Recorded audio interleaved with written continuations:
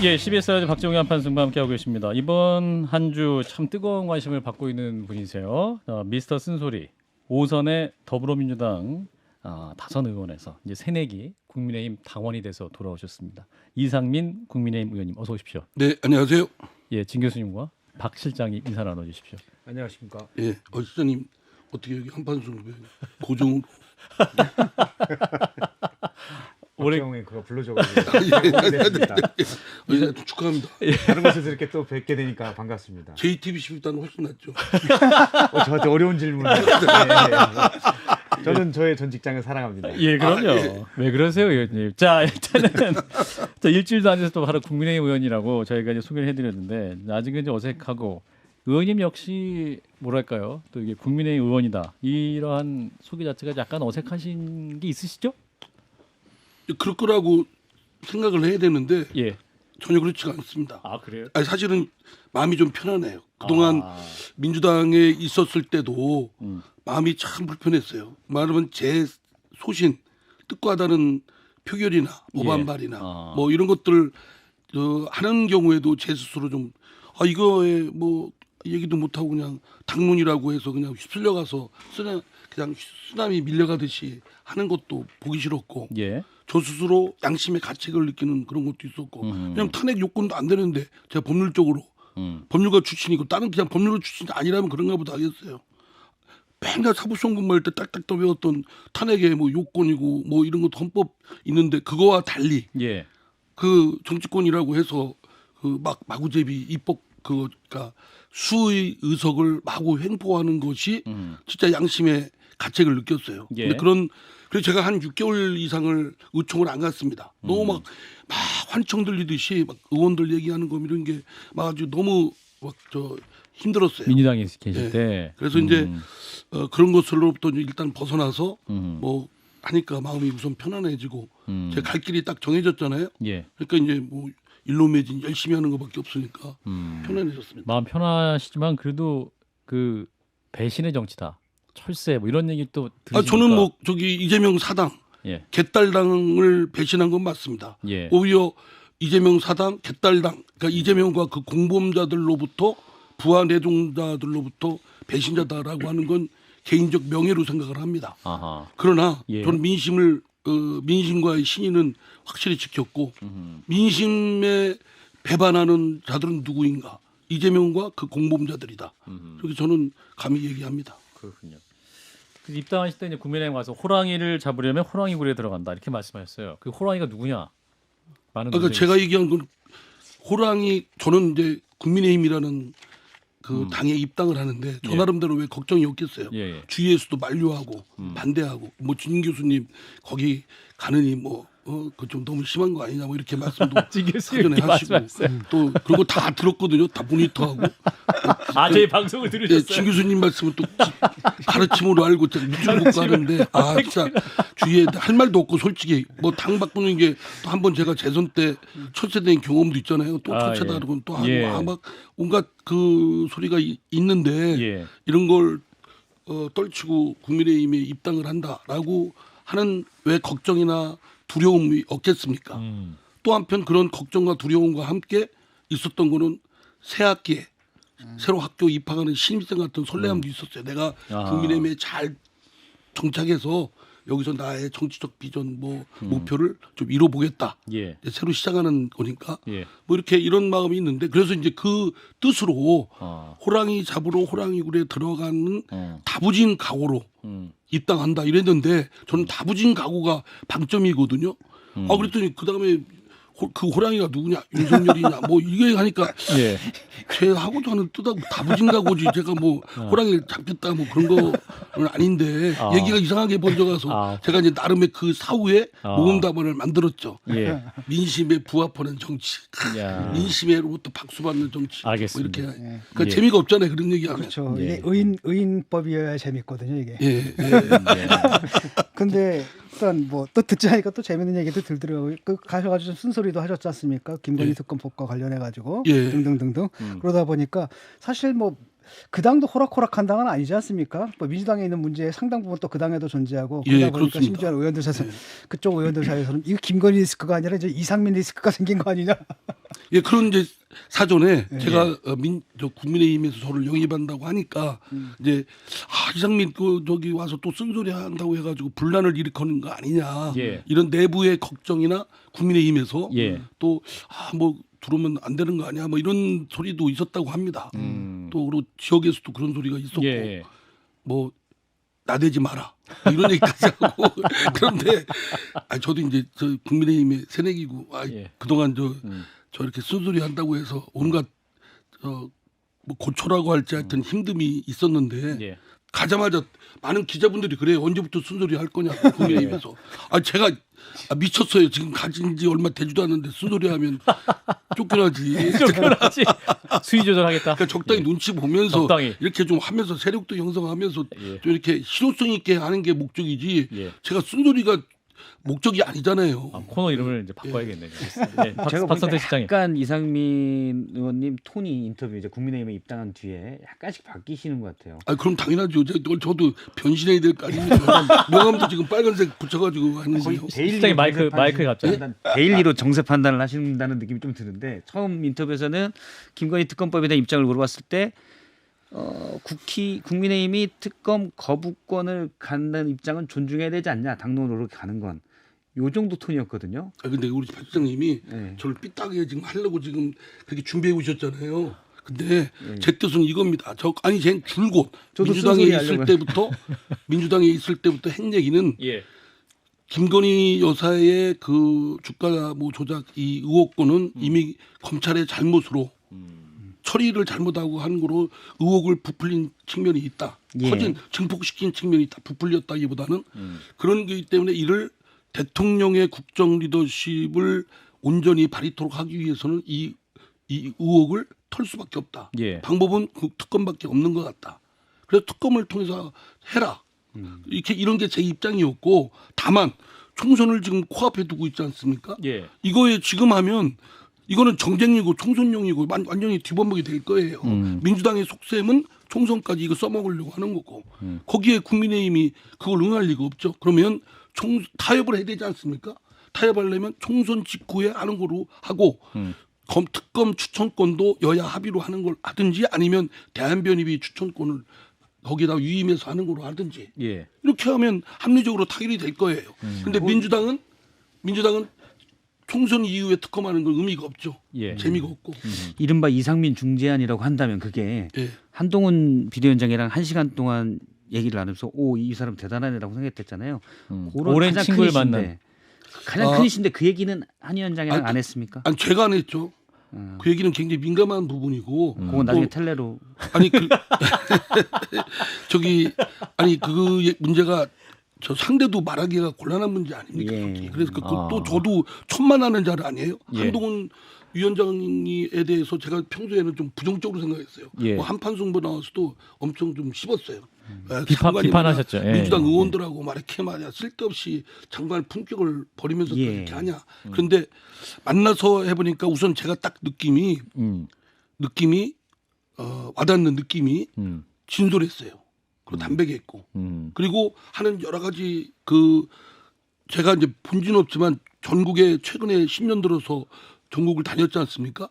광주 가서 5.18 헌법 전문 수로 가는 거. 그래서 저는 법률가로서 모든 역사적 사건을 다 저 헌법 전문에 하는 게 입법 기술적으로 당이론이 아니고 입법 기술적으로 그게 맞나? 이런 적합성 문제에서 좀 나는 의문이다. 정신을 넣는 것은 좋지만 모든 헌법 사건을 계속 선례해서 하는 것이 한번 정리가 할 필요 있다. 법률가적인 측면에서 얘기했더니 저 누구냐 한동훈 위원장은 이거는 뭐 법률적 논란은 있을 수 있지만 저 국민의힘 입장에서는 여러 번 약속한 거고 윤석열 대통령도 공약을 한 거기 때문에 이건 지켜야 되기 때문에 더 이상 논란이 되지 않도록 자기가 딱 정리했대요. 그리고 또 하나는 내가 진짜 그거는 좀 울림이 있었던 게 뭐냐면 저 정치인으로서도 한번 돌아볼 수 있는 성찰의 기회였는데 왼쪽 오른쪽 모두에서 정답을 찾겠다. 야 이건 사실은 뭐 말은 멋진 말이긴 한데 그걸 실제로 덕목을 하기가 쉽지가 않았거든요. 그거 또 그리고 경기 남북도 경기도 가서 한 말이 격차의 해소. 근데 격차라는 말에 굉장히 이렇게 방점을 두고 고민을 많이 했더라고요. 예, 알겠습니다. 그게 뭐 문화적, 사회적, 경제적, 교육적 또 디지털 격차까지 하여튼 이런 점이 뭐 지금 실장님 말씀에 네. 동의하시기 어렵죠. 아니 뭐 한번 만나보세요. 저는 대부분 동의하는데 지금 이상민 의원이 말씀하신 거 근데 그 모든 것들인데 익셉트 용산. 여기 빼고 용산 빼고 용산 빼고 모든 거에서 윤석열 대통령 빼고 김건희 여사 얘기 가장 빼고 중요한 문제는 안 하니까. 그러니까 중요한 얘기 그건데. 네. 그러니까 이제 그 우리가 하고 싶은 것도 있고 할 수 있는 것도 있잖아요. 네. 저는 근데 할 수 있는 것부터 먼저 하는 게 먼저 한다. 그게 더 낫다고 봅니다. 의원님, 근데 뉴스타파에서 또 보도가 나온 게 있어요. 김건희 여사와 그 대통령의 장모인 최은순 씨가 그 도이치모터스 주식 거래로 22억 9천만 원, 약 23억 원의 이익을 얻은 것으로 드러났다. 이 검찰 수사 결과에 그렇게 나왔다라는 거죠. 네. 근데 대통령은 이제 대선 후보 시절에 이 도이치모터스 주식 거래로 오히려 손실봤다 이렇게 말씀을 한 적이 있지 않습니까? 그럼 이 부분에 대해서 이게 타당은 없을까요? 이건 어떻게 보세요? 대통령이 이제 당시에 사실은 우리가 집안 식구 특히 자기 저 부인이 뭐 주식 거래한다. 예. 소실 다 압니까? 모르죠. 얘기도 잘 안 해주잖아요. 그 사실 부부끼리도 별선제고 뭐 사실 요새 풍조에 보면 잘 얘기를 안 하고 파악한다는 게 좀 더 이상하죠. 아마 윤석열 대통령으로서는 파악을 제대로 못한 것이다라는 생각이 들어요. 이 때문에 만약에 이제 검찰 수사 결과 그런 게 한 것은 그때 잘못 얘기한 건 틀림없죠. 뭐 근데 그 사실관계는 제가 정확히 파악을 하지 못한 입장이니까 예. 진위가 어떻다라는 얘기를 지금 얘기하기는 좀 그렇습니다. 이게 이제 문제가 되려면 그게 허위라는 사실에 대한 인식이 있는 상태에서 그런 발언을 했느냐 그걸 또 입증을 해야 되거든요. 그렇죠. 네. 그리고 이제 그때는 마치 전해 들은 것으로 마침 손실을 봤다고 하더라. 뭐 이런 손실까지 봤는데 무슨 주가 조작이냐 공모냐 예. 이런 취지로 한 것 같아요. 예. 제 기억으로는. 예. 근데 이제 실제 뭐 이익을 봤다 뭐 이런 내막을 대통령이 그러면 알았어야 되잖아요. 그렇죠. 예. 그러니까 알았다는 걸 검찰이 입증을 해야 되는데 그거는 제가 보기엔 글쎄 어떨지 모르겠습니다. 예. 근데 당시 이제 토론 같은 거 준비를 많이 하셨을 텐데 그럼 그 가장 중요한 이슈를 상대편에서 본인을 공격하는 측에서 가장 중요하게 물을 이슈이기 때문에 준비를 하지 않으셨을까요? 준비하고 부인한테도 물어봤겠지만 예. 거기에 의존했지 않겠습니까? 왜냐하면 이 문제가 그 윤석열 대통령과 김건희 여사가 결혼하기 전 문제잖아요. 예. 그러니까 윤석열 대통령은 그 부인인 김건희 여사한테 물어봐서 그거 들은 거에 의존해서 했겠죠. 예. 예. 이 문제의 파장은 그렇게 커지진 않을 것이다. 아니 뭐 그거는 단언하기 어렵죠. 뭐 예. 대통령이 알면서 진짜 허위로 얘기했다. 그럼 근데 제가 볼 때는 그걸 알기는 쉽지 않았을 거다라는 생각이 듭니다. 예. 자, 국민의힘 공천관리위원회 얘기를 좀 해보겠습니다. 친윤 핵심이자 당 인재영입위원장이었던 이철규 의원이 그 공관위에 포함됐습니다. 그래서 이게 한동훈 비대위원장뿐만 아니라 또 이철규 의원이 인재영입위원장에서 또 공관위까지 들어가다 보니까 윤심 공천 정말 현실화되는 거 아니야? 이런 얘기 많이 나오는데요. 그러니까 이철규 의원에 대해서 윤심이 작동되는 통로다 이런 비판도 하고 걱정들도 많이 하는 것 같은데요. 예. 한동훈 비대위원장이 그에 대해서 답변을 하지 않았던 거예요. 말하자면 당의 그런 거에 대한 책임을 지는 사람은 자기다. 예. 내가 이끄는 것이다. 예. 제가 볼 때는 한동훈 비대위원장 그날 일요일 날 만난 날 뭐 그와 비슷한 어떤 얘기를 했는데 그거에 대해서 확고한 의지를 갖고 있더라고요. 자기가 국민의힘에도 뭐 자기 인맥도 없고 호홀단신 와 있고 자기 해야 될 일은 4월 10일 날까지 국민의힘의 그 총선 승리를 위해서 모든 걸 투자하는 그거밖에 없기 때문에 예. 그 공천도 이기는 공선, 뭐 공정한 경선, 예. 멋있는 공선 뭐 이런 거 한다고 했지 않습니까? 저는 그거는 뭐 액면 그대로 믿고 이기는 싶습니다. 공천. 예. 진 교수님?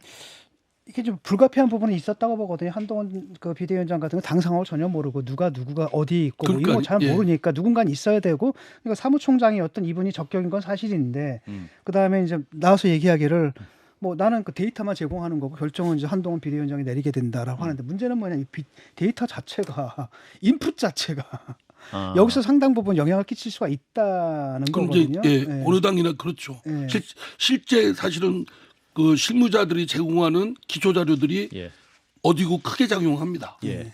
예, 뭐 공천뿐만 아니라 다른 거 결정할 때도 실무자들이 어떤 방향으로 하냐에 따라서 외부에서 온 위원들이거나 예. 뭐 하면은 거기에 영향을 받지 않을 수가 없죠. 그거는 뭐 그러니까 그거는 이제 경계해야 될 부분이고 예. 또 한동훈 비대위원장이 종국적으로 책임져야 될 부분이죠. 그 장관하고 차관 하다가 나오신 분들 이분들은 그 줘야 될 거 아닙니까? 그것도 될 자리 줘야 될 것 같고. 안 될 자리를 줘야죠. 아 그래요? 그러면은 진짜 괜찮. 안 될 가능성이 높은 데를 줘서 본인이 살아와야죠. 그렇죠. 그렇다면 정말 훌륭한 공천인데 과연 그렇게 될까? 그런 공천 될까요? 그다음에 또 돈 가능할 거라고. 대통령실에 있는 검찰 출신들 잔뜩 또 뭐 명단이 뭐 그냥 한도 끝도 없는 명단이 제가 볼 때는 있는데. 그건 아닐 것 같아요. 근데 이제 그건 결과를 봐야죠. 네. 저도 뭐 사실 국민의힘에 입당하고 그 메커니즘을 정확히 파악하는 입장이 아니기 때문에 예. 어떻다라고 억지 주장을 하는 건 좀 그렇지만 결과로 나오지 않겠습니까? 예. 그거는 쉽지 않을. 근데 제가 보기엔 이기려면 그렇게 하기는 어렵죠. 박 실장님 질문해 주세요. 예. 근데 이제 앞서 얘기했지만 이철규 의원이 찐윤인데 이전에 강서구청장 선거에서 김태우 후보는 안 된다. 당시 김기현 지도부 여러 명이 그렇게 다 얘기했는데도 결국은 공천을 했잖아요. 예. 그래서 대패를 했잖아요. 예. 그게 이제 용산의 뜻이다라고 제가 몇몇 분들에게 다 들었었는데 안 된다고 다 얘기했지만 용산에서 그렇게 했다. 근데 그 중간 매개가 이철규 의원이었단 말이에요. 근데 지금 또 인재 영입위원장도 했고 공무청 관리위원회 들어가면 몇 달 전에는 내가 잘못했어. 앞으로 잘할 거야. 이게 살 이해가 안 돼요. 몇 달 전에 잘못하면 관성에서 지금도 잘못하게 돼 있어요. 굉장히 설득력이 있으세요. 네. 제가 원래 설득력이 좀 있습니다. 아니 그 점에 대해서는 저 이견을 제시하고 싶지 않아서 그러니까 그런 일이 없어야죠. 그러면 일이 몇 달 없어요. 전에 실수한 분의 의견을 물론 앞서 얘기한 것처럼 한동훈 비대위원장이 당연히 아는 사람도 없고 예. 그래서 들을 사람이 필요한데 몇 달 전에 누구나 안 된다는 걸 해서 실패한 사람 얘기를 다시 듣는다는 게 근데 이제 기업이라면 망해요. 그러니까 이제 이철규 위원장도 그런 시행착오를 이제 되풀이하지 않도록 이제 경계를 하겠죠.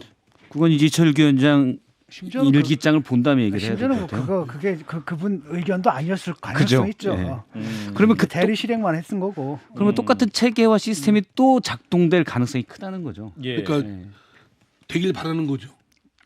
제가요? 예. 전 나라 잘 되길 바라는 사람입니다. 세금도 꼬박꼬박 혹시 내고. 나라 잘 되기 위해서 국민의힘이 망하기를 바라시죠. 아니 전혀 아닙니다. 대통령이 지금 여당이고 저는 한동훈 비대위원장이 정말 바른 소리를 잘해서 저 나라가 잘 되기를 바라고. 오케이. 선거에서 국민의힘이 승리하길 바라십니까? 잠깐만요. 그래가지고 이제 공천관리 그건 아니잖아요 지금. 그거를 꼭은 하진 않아요. 두 분이 토론하지 마시고 제가 질문드리겠습니다. 자, 공천관리위원장에 이제 정영환 고려대 로스쿨 교수가 임명이 됐죠. 예. 이분이 판사 출신이지 않습니까? 예. 그러니까 너무 주요 결정자들과 책임자들 위원장들이 한동훈 비대위원장도 검사 출신 법무장관이고 지금 방통위원장도 사실 검사 출신이고 지금 또 공천관리위원장도 이제 판사 출신 법조인이고 이게 너무 이게 법조인 편중이다 이게 어떤 국민의 눈높이에 맞는 그러한 시각을 줄 수 있을 것이냐. 의원님도 법조인 출신이시네요. 변호사. 예. 그러니까 이게 지금 국민의 눈높이에 맞는 공천 될 수 있습니까? 아니 그거는 이제 결과는 이제 나중에 평가할 문제고 예. 어쨌든 결과가 좋아도 과정에서 어느 특정 직능군이 직업군이 이렇게 과다하게 하는 건 좀 예. 바람직하지 않죠. 예. 저는 그렇게 그거는 맞는 말씀 지적이라고 생각합니다. 예. 근데 좀 더 이제 지평을 좀 넓혀서 시야를 넓혀서 좀 해야 되는데 대부분 이분들이 지금 이력이 예. 법조인으로서 살아왔잖아요. 그렇죠. 그렇게 했고 그러니까 이제 본인들이 또 신뢰관계가 또 있어야 되고 또 세평을 듣는 그런 통로가 좀 제한적으로 있는 거 아닌가 이런 싶습니다. 예. 그러나 좀 더 넓히고 여러 통로를 통해서 좀 이렇게 좀 그동안 아닌 분들을 좀 발탁하는 그런 노력이 의지적으로 필요하다고 봅니다. 예. 이제 민주당 얘기를 너무 안 해서요. 예. 이낙연 전 대표가 이제 어제 결국 민주당을 탈당을 했죠. 예. 어제 저녁에 저희 방송에 인터뷰를 하셨는데 이런 말씀을 했어요. 지난 2년 동안 본인을 위한 땅이 한 뼘도 없었다 민주당에. 의원님 그 말씀 그거는 어떻게 저는 들으셨어요? 이제 감으로 와닿는다. 감으로 제가 와닿는다. 민주당의 공간 뭘 할 공간이 없다. 그래서 탈당한 거거든요. 아니 제가 뭐 민주당이 막 일그러지고 뭐 그냥 뭐 X판이 된다고 하더라도 제가 할 수 있는 노력의 여지가 좀이라도 있다면 예. 하지요.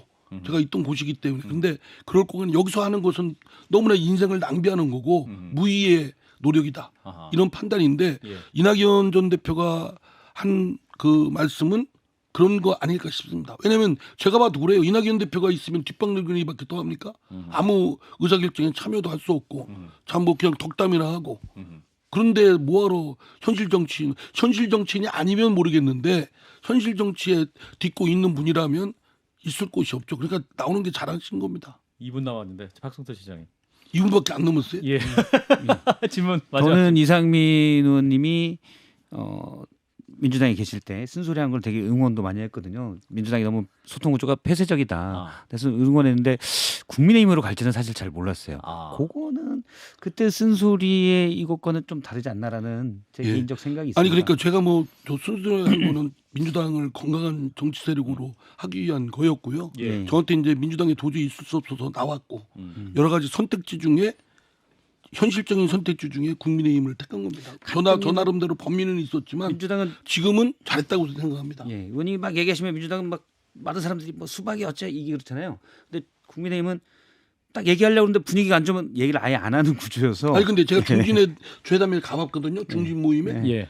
아주 여기에 다 소개할 수 없을 정도의 신랄한 얘기들이 있더라고요. 그래서 민주당에서는 중진들은 말 한마디도 안 합니다. 오히려. 못하죠 요즘 눈치 보느라. 예. 오히려 근데 여기서는 3선 이상들 모인 자리에서 제가 그냥 뜻밖이라고 생각했어요. 아하. 아주 막 예민한 문제를 아주 그냥 그대로 전달하기 어려울 정도. 알겠습니다. 대신 비공개라 밖에 안 새나가죠. 무슨 이야기인지는 말씀하실 수 없군요. 예. 제가 국민의힘의 신입생으로서. 새내기로서 우리가 여기서 얘기하기 힘들기로 합의된 그 제 안건이 있습니다. 그거겠죠. 그러니까 그런 거에 대한 아주 김건희 여사 리스크 했습니다. 예, 알겠습니다.